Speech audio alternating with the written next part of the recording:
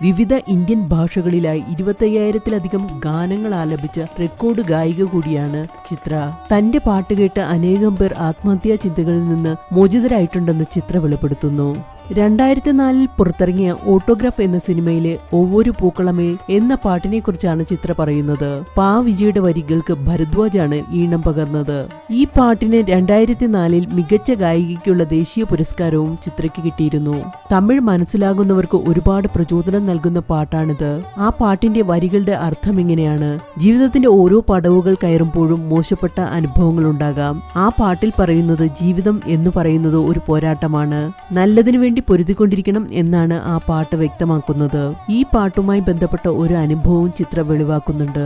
ചിത്ര പറയുന്നത് ഇങ്ങനെയാണ്: ചെന്നൈയിൽ down syndrome association of south ഇന്ത്യയുടെ കീഴിൽ ഒരു സ്കൂൾ പ്രവർത്തിക്കുന്നുണ്ട്. സ്കൂളിലെ പരിപാടികളിൽ പങ്കെടുക്കാറുണ്ട്. അവിടെ ഇത് പാടുന്നതിനിടയിൽ അമ്മമാർ ഭയങ്കര കരച്ചിലായിരുന്നു. അതുകണ്ട് എനിക്ക് വലിയ നെഞ്ചുവേദന തോന്നി. നിയന്ത്രിക്കാനാവാത്ത അവസ്ഥയിലായിരുന്നു. എങ്ങനെയെങ്കിലും പാട്ട് അവസാനിച്ചാൽ മതിയെന്ന് തോന്നി.